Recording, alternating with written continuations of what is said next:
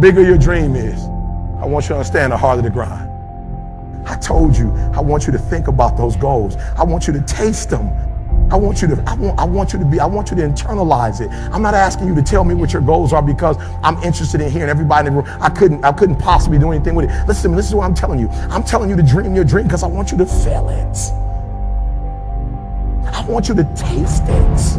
I want you to know how close. I want you, just like when the weather is changing, you can feel it. I want you to be able to feel when you're getting closer to it and closer to it. But more importantly, I want you to know when you dream your dream that there are other people who are dreaming the exact same dream. When you said to yourself, this is what I want to accomplish, you're not the only person that wants to accomplish it. And now I ask you this question: what do you do when 1,000 other people want exactly what you want? What do you do when you're not the only one that wants to make $1 million in your company? You're not the only one that wants to be the president. You're not the only one that wants to be the CEO. What if you're not the only one that wants what you want? What if there are thousands of other people who want what you want? You have to outwork them. You gotta outgrind them. You gotta get up earlier. You gotta stay up later. You gotta execute, and you gotta go from 7. When you want to succeed as bad as you want to breathe, then you'll be successful. And I'm here to tell you, number one, that most of you say you want to be successful, but you don't want it bad. You just kind of want it. Some of you love sleep more than you love success. And I'm here to tell you today, if you're going to be successful, you've got to be willing to give up sleep. That's why I need you to understand something. You can have it if you want it, but the bigger the dream, guys, the harder the grind. And can I be honest with you guys? I'm grinding harder now than I've ever grinded before. You got to be willing to work off for 3 hours of sleep, 2 hours. If you really want to be successful, some days you're going to have to stay up 3 days in a row. Because if you go to sleep, you might miss the opportunity to be successful. That's how bad you got to want it. You got to want to be successful so bad that you forget to eat. If dreams were easy, everybody would make them happen. The problem is that I watch most people, they can't get up in the morning. They ain't got no energy. I'm walking through the airport running almost. Most people that I'm with, they don't got the energy to keep up with me. I'm like, boo, ain't nothing wrong with you. You just ain't got the stamina. You just ain't got the energy. You can't smart everything. You can't outthink everything. Some stuff is just, you gotta be powerful. You wake up, take you 3 weeks to do what it can take 24 hours to do. It don't make you a bad person, but you're gonna forever be average, because to be great, you got to keep up. You have to eat the dream. You have to sleep the dream. You have to dream the dream. You gotta touch, you have to see it when nobody else sees it. You have to feel it when it's not tangible. You have to believe it when you cannot see it. You gotta be possessed with the dream. You can't get to the next level because every time somebody draws something in front of your face, you give up. Don't you know you're more attractive when you can say no, when they know you got values? The problem with some of you, you've been told that you're the best, and now you shining in it. Now you shining in it. Now you looking in the mirror like I'm number one. And let me tell you something. I don't know if I'm number one or not, and I won't know. I won't go look at that list. Why? Because I'm too busy grinding. And some of you should be busy practicing, and you staring at yourself in the mirror. And I'm not stopping to talk to you because I don't have anything to do. I'm stopping and talking to you because I value you. But the problem is you don't value you. The problem is you don't value your gifts. You don't value your time. You don't value yourself. And so we're going back and forth and you asking me, what should I do?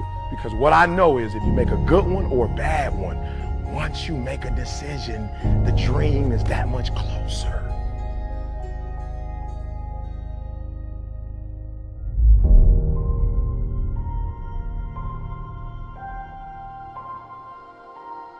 A person's strengths are often their biggest weaknesses. And so that also means that their weaknesses can be their strengths. Me, I am weak. I am weak. But I don't accept that. I don't accept that I am what I am and that is what I'm doomed to be. No, I don't accept that. I'm fighting. I'm always fighting. I'm struggling and I'm scrapping and I'm kicking and clawing at those weaknesses to change them, to stop them. Some days I win. Some days I don't. But each and every day I get back up and I move forward. And I fight with everything I've got to overcome those weaknesses and those shortfalls and those flaws. I just had a paralyzed right arm and hand. My mentality wasn't paralyzed. My spirit wasn't paralyzed. My drive wasn't paralyzed. My dedication wasn't, my commitment wasn't. I was the same man. I just had an extra boost of energy for why I live my life. I wear this as a badge of honor. Every single day, the adversity, the opposition that life sent to break me, I wear it as a badge of honor because I understand every day of my life, I represent something. Every single day I wake up, the only thing I need is a breath of fresh air. That's it. I don't need a reward. I don't need a product. And the only thing I need is breath in my body. And every single day I'm gonna wake up and I'm gonna live life for the right reason. And I'm gonna live life in the right way. And I'm gonna live life with passion, with love and compassion. Because when I almost lost my life, that shade went up and it made me realize what life was really about. Most people go through life living the lie that has been told about them. Work constantly to renew your mind, to expand your vision of yourself. There's something in you that's greater than your circumstances. There's something in you that's greater than the adversities that you're facing. So most of us are living a lie. Most of us, because we live in a world where we're told more about our limitations rather than our potential, we go to our graves never knowing who we really are. You get one shot at life. One life. That's all you've got. Like, what's the GPS that's on the end of our decisions and our choices? Like, where's it really taking us? Don't let regret beat you down. Don't be a slave to regret. And it's not about the biggest car, it's not about the biggest house, it's not about the bank account. It's only two things that matter. It's about who we become in life, and it's about what we give back to life.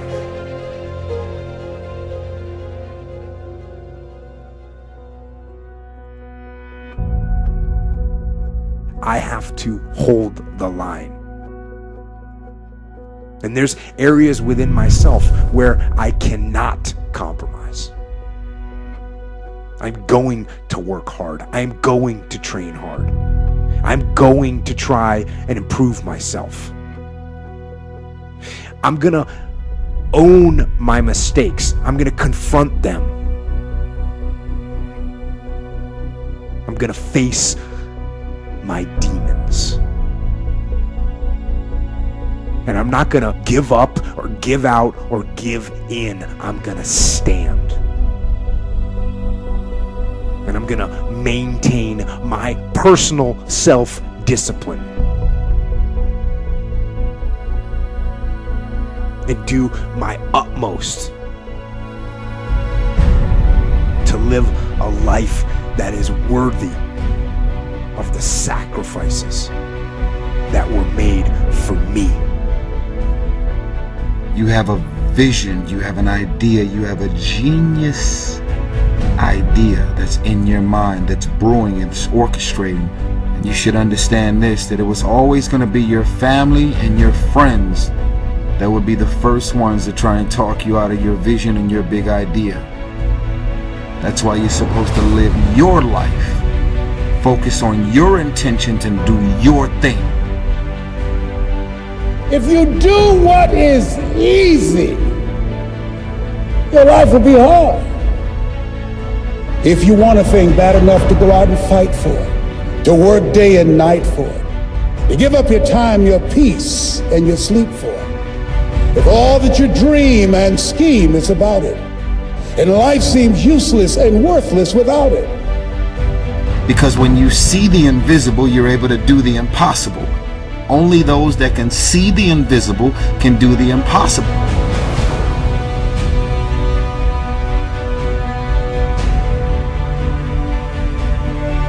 But if you want to begin to move into your own personal greatness, if you want to begin to really enjoy a happy, successful, healthy life, you've got to be willing to go against the tide. You've got to be willing to harness your will and say, in spite of this, I'm in control here.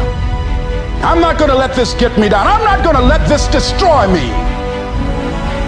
I'm coming back, and I'll be stronger and better because of it. You have got to make a declaration that this is what you stand for.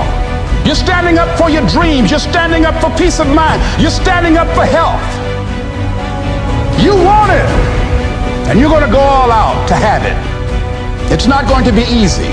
When you want to change, it's not easy. If it were in fact easy, everybody would do it. But if you're serious, you'll go all out. I'm going to turn this situation around. I'm not going to sit back and moan and cry over what happened and what went wrong and who did what. I'm going to do something about this situation. Expect things to get better for you. Whatever experience you're having right now, it has not come to stay. It has come to pass. Not to stay, just to pass. It's just going through. See, a lot of us, because of our limited vision of ourselves, a lot of us who begin to focus on problems and enable them to overwhelm us, we begin to think that we have no options. We begin to believe that there's no way out. This will not get me down. I'm unstoppable.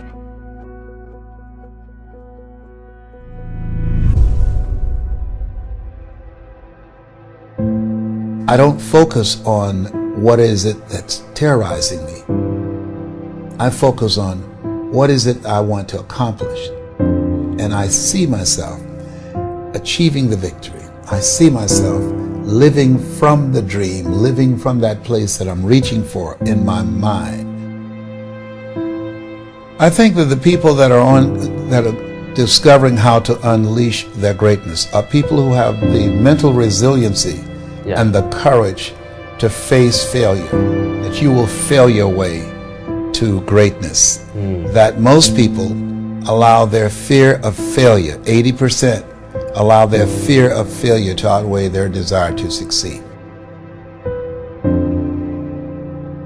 When you're willing to fail again and again and again, when you make up your mind to become unstoppable, when you make up your mind to become a no matter what person, then that will then give birth to a part of yourself that you don't know right now. And maintaining a spirit of optimism and challenging yourself and learning from your mistakes. Why are you here? What's your reason for being? Why do you get up in the morning? Most people don't have a clue. I think we have to reflect on, who am I? Why am I here? What drives me? If I died today, what 3 words would I want said about me? You know, what is it that defines me? You know, and how do I define myself? Most people allow their circumstances to define them.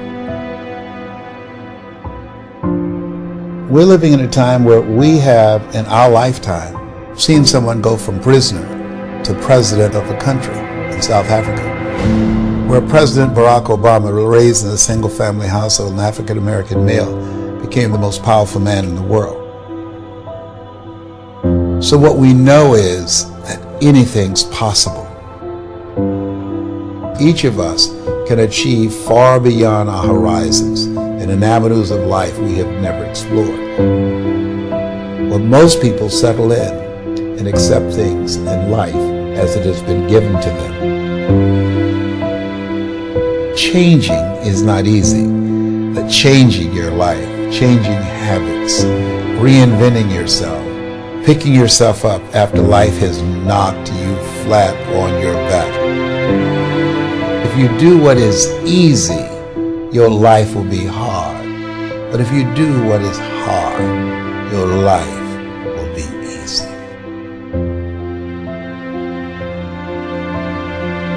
Life is a fight for territory. And once you stop fighting for what you want, what you don't want will automatically take over. And so it's a fight, it's a challenge in life every day.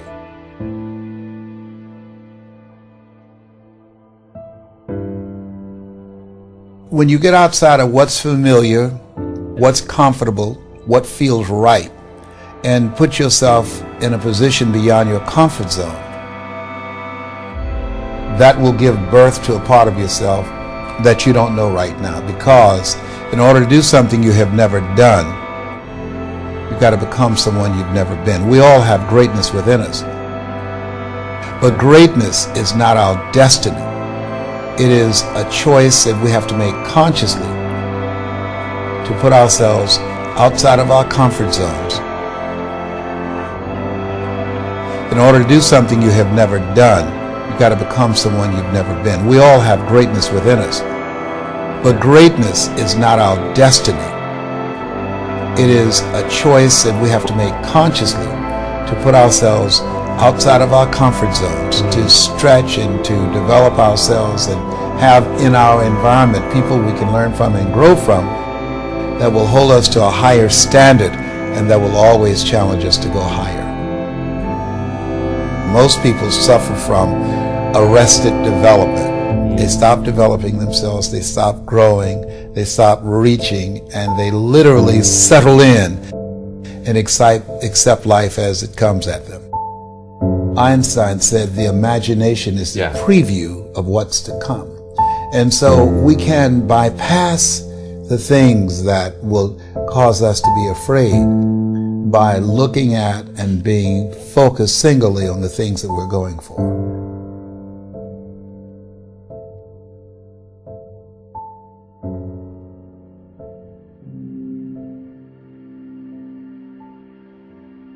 I like to ask the question, how many of you have goals you'd like to achieve? And most people raise their hands. But how many of you know, as you think about it, that if you had your life to live over again, you could have done more than what you've done thus far? Raise your hands, please. Now, that proves a point that what we do and what we accomplish in life is only a tip of the iceberg of what's possible for us. Most people fail in life because they do what I did for 14 years, aim too low and hit. And most people don't aim at all. As you think about your goals and dreams, let us say together, it's possible. You got to believe, in spite of the circumstances, in spite of the adverse situations, in spite of the distractions of life, that it's possible that when you have goals and dreams, things are going to happen to you.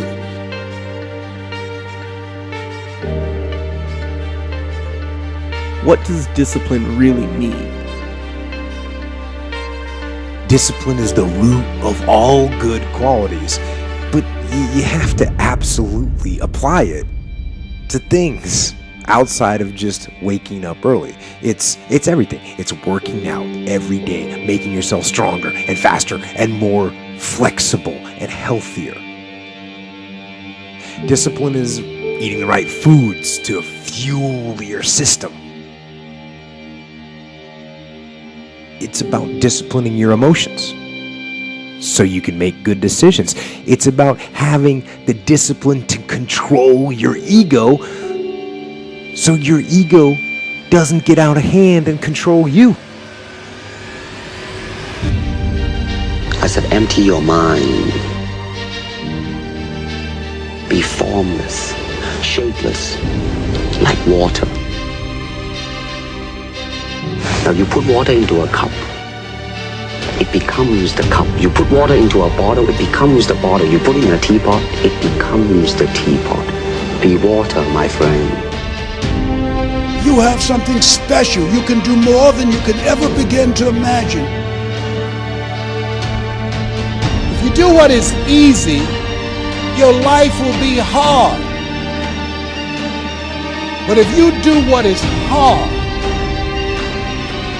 your life will be easy.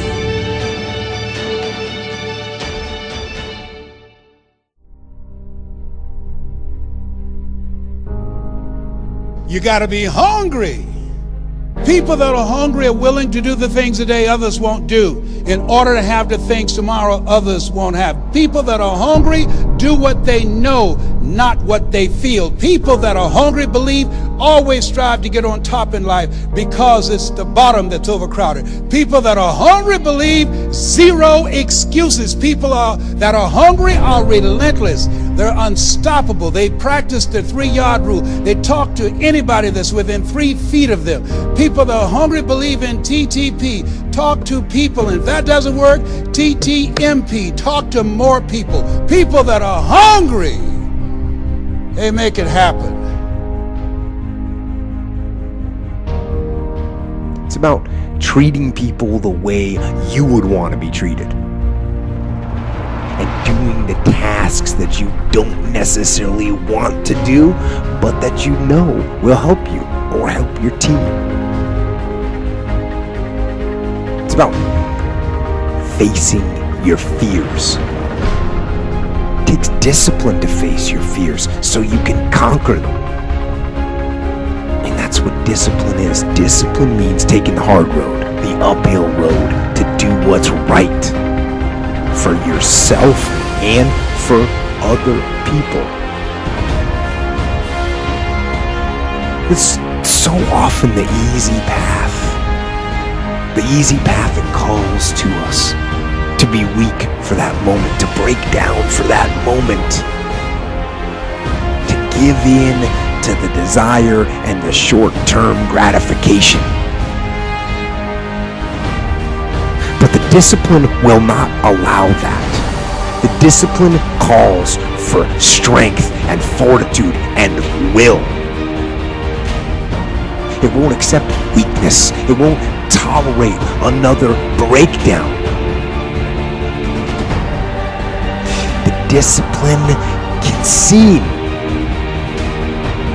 like it's your worst enemy. But the reality is, discipline is your best friend. It will take care of you like nothing else can. And will put you on that path. The path to strength and health and intelligence and happiness. I'm gonna show you how great I am. People that are hungry are willing to do the things that others won't do. Let me tell you something you already know. The world ain't all sunshine and rainbows. It's a very mean and nasty place, and I don't care how tough you are, it will beat you to your knees and keep you there permanently if you let it. You, me, or nobody is gonna hit as hard as life. But it ain't about how hard you hit.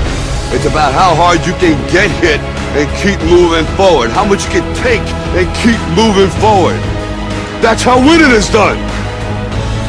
Now, if you know what you're worth, now go out and get what you're worth. But you gotta be willing to take the hits and not pointing fingers saying you ain't where you want to be because of him or her or anybody. Cowards do that, and that ain't you. You're better than that. There's so much knowledge out there, so much information, so many ways to get better. And we make so many mistakes. We're the product of our mistakes. And oftentimes the lesson is sitting there right in front of our face.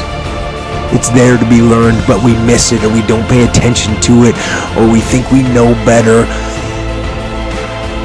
until it punches us in the face.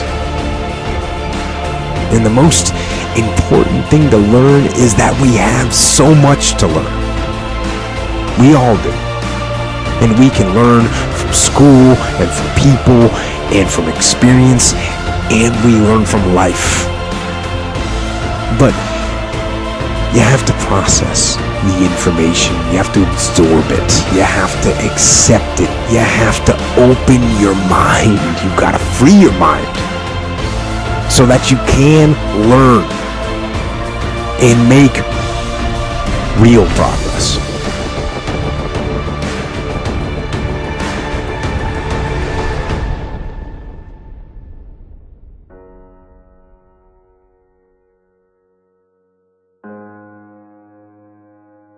As you think about your goals and dreams, you have the opportunity to invest in yourself.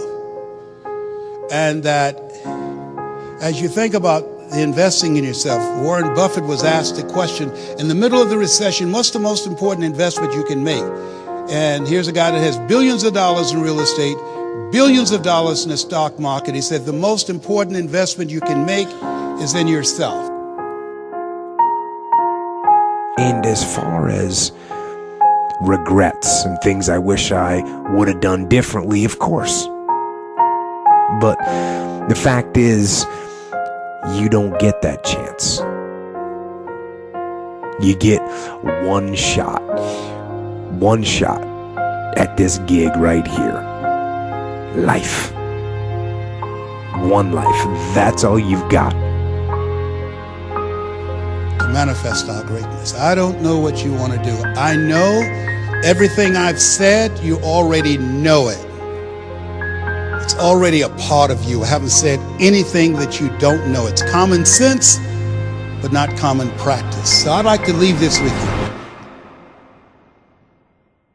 I dedicate this to you, to your finishing strong, to your dream, and to the next greatest version of yourself. And it says simply this: if you want a thing bad enough, to go out and fight for it, to work day and night for it, to give up your time, your peace, and sleep for it. If all that you dream and scheme is about it, and life seems useless and worthless without it, and if you gladly sweat for it and fret for it and plan for it and lose all your terror of the opposition for it, and if you simply go after that thing that you want with all of your capacity, strength and sagacity, faith, hope and confidence, and stern pertinacity, if neither cold poverty, famish or gulf, sickness or pain of body and brain can keep you away from the thing that you want, dogged and grim you besiege and beset it, with the help of God you'll get it. You have something special.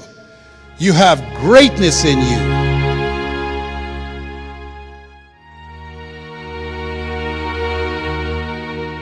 You don't achieve worthwhile goals quickly or easily. They take time.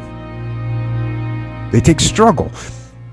They take relentless pursuit day in and day out. That's what it takes. But also, things don't usually fall apart quickly either.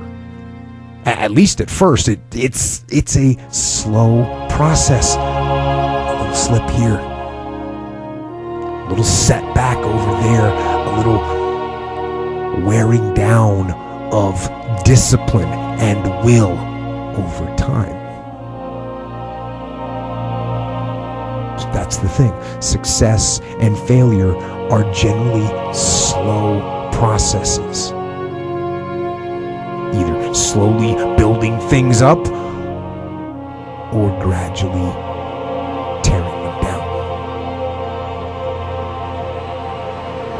And that's why I say you've got to pay attention. You have to watch. You have to watch every single second. Because those seconds, they turn into minutes. And minutes turn into hours. And hours turn into days. And days turn into years.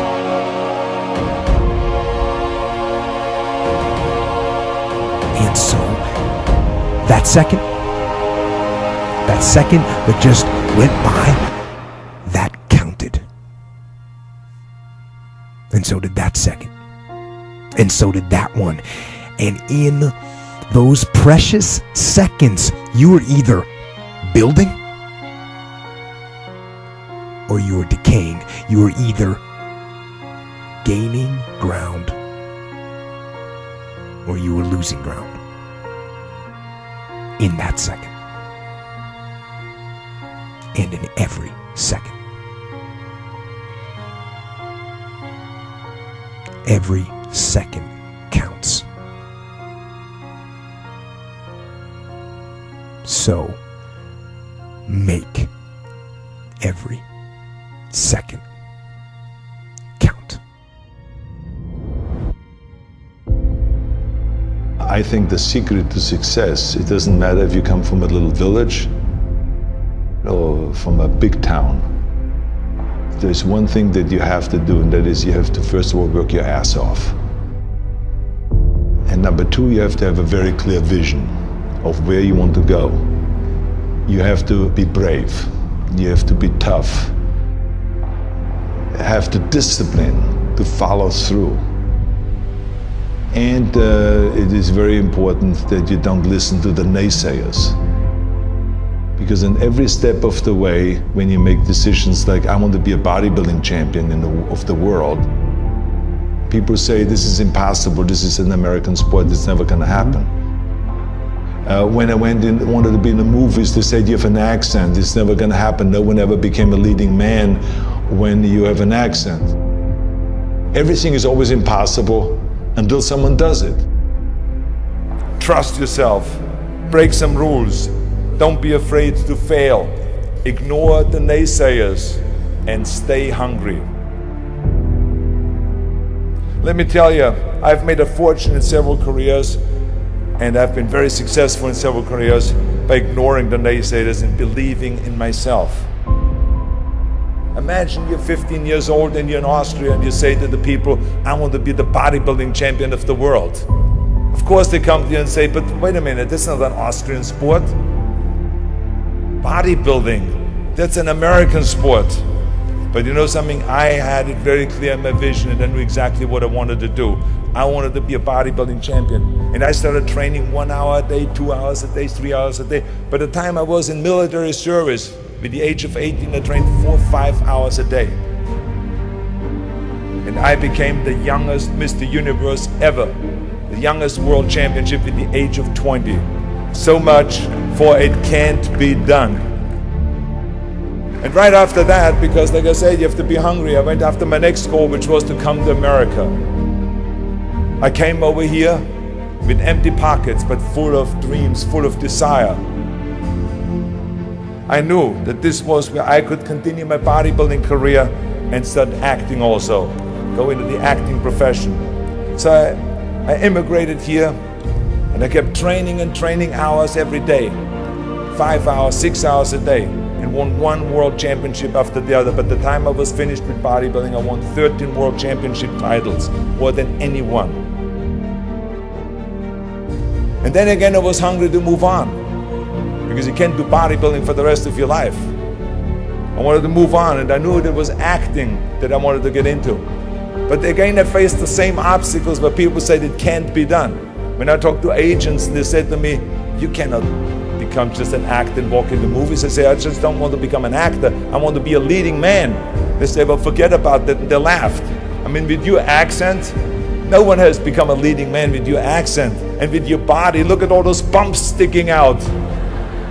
This overdeveloped body they were in 20 years ago when they did Hercules movies, but now it's Dustin Hoffman, it's Al Pacino, it's Woody Allen. Those are the new sex symbols. Don't you understand it? Look at you. Forget it, it will never happen. And with your name, Schwarzen Schnitzel, or whatever your name is, I can see that already up there on the billboards. That isn't gonna sell any tickets. But you know something? I didn't listen to them. I started working very hard, just like in bodybuilding. 5, 6 hours a day. I went to acting classes, speech classes, dialogue classes, accent removal classes. Everything that you can think of, I did. And slowly everything started happening. All of those liabilities that they talked about started turning into assets. When I did Conan the Barbarian, the director came to me and he said, if we wouldn't have you, we would have had to build one. And on Terminator, the director said, I couldn't imagine to have anyone play Terminator that wouldn't have an accent and that wouldn't have your body. I cannot imagine the line, I'll be back, with a normal American accent. It works so perfectly that you have this German accent. So all of those things that they say the liabilities became an asset. As moment went on, it grew and grew, and I went from one movie to the next, started making more and more money, and then I ended up being the highest paid actor with $30 million on Terminator 3. That just shows you again so much for it can't be done. This is why I try to tell you, anything and everything can be done if you can visualize it and if you believe in yourself. Never give up and never be afraid of failure, because otherwise you box yourself in and you limit yourself. I was never afraid to fail when I ran for governor. I was never afraid to fail to tackle anything, because you should not be afraid of failure. That's just part of life. Work your ass off. There is no magic pill. There is no magic out there. I'm a big believer in there is no such thing as a self-made man. Because so many times people say that you're a self-made man, you're the perfect example of the American dream and this and that. And these are all great compliments, but the reality is, as I always say, that you can call me anything you want. You can call me Arnie, Schwarzi, Governor, Schnitzel, whatever you want to call, but don't ever call me self-made man. Because I would not be here if I wouldn't have had parents that were dedicated and gave us the love and the affection and the discipline and all of the stuff right from the beginning. I wouldn't be here if I wouldn't have had the help from so many bodybuilders in Graz that helped me. Then all the way to Munich, Albert Busek, then Joe Weider that brought me to America. He brought me to America and he gave me the confidence. He paid for the first apartment in Santa Monica. Without that, I wouldn't have made it. So how can I say that I'm a self-made man? Including when I was governor, I had 5 million people voting for me. Every one of those people that voted for me helped me to become governor. How can I say that I made myself, right? So this would be nonsense, ludicrous. So this is why I say those are the things that I think were important for me to be successful. And like I said, it doesn't matter then from what village you come from anyway. You have to recognize that, and those are kind of the elements that make one successful. Right away from bodybuilding on, when I worked out, I didn't just lift for myself. I wanted to lift the entire sport. I always was interested to work towards something that is bigger than me, something that is going to be around much longer than me. I'm going to be gone one day, but bodybuilding should not be gone.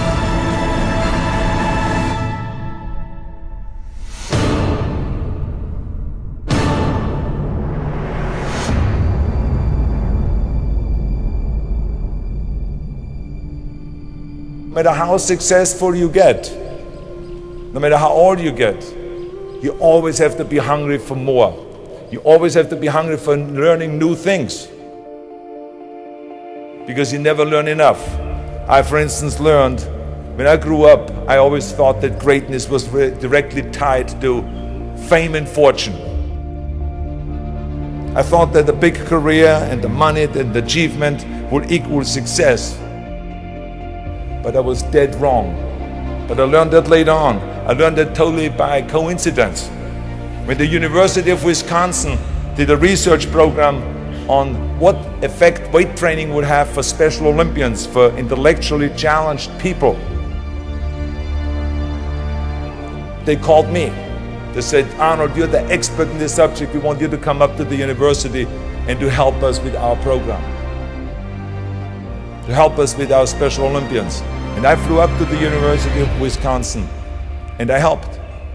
And there were these kids. The first exercise we decided to do was bench press, and they were all standing in line. The first kid laid down on a bench. I put a 40-pound barbell over his chest and he did a simple exercise of bench press. He did 10 reps. Then he got up, and then the next one laid down. I put the barbell over his chest, and then that kid started breathing really heavy, and all of a sudden he started screaming really loud. And he jumped up, I pulled the bar back, and he started shaking. I realized that he was scared of the weight. So I calmed him down. I said, "It's okay. Just watch your friends do the bench press, and maybe you want to try it again." And the friends came through, and they did all their bench press, and everyone did great performance. And then all of a sudden, he stood in line on the end and tried again. He laid down. This time I gave him the empty bar, just the 20 pounds. And he did 10 reps. And then I said, "You want to have more plates on it? More weight?" He said, "Yes." So I put 2 more plates on it. Now it was back to the 40 pounds that he had earlier. And he did 10 more reps. Then he said more. Then I put 2 more plates on it. Now it was 60 pounds. He did another 10 reps. And he said more. He did then 80 pounds. Then I lifted the weight off and he jumped up, high-fived everyone, and he was so excited. And it was a real eye-opener for me, because when I saw that kid going from terror to self-confidence in that short period of time. So I want you to remember, have a vision, think big, ignore the naysayers, work your ass off, and give back and change the world. Because if not us, who? If not now, when?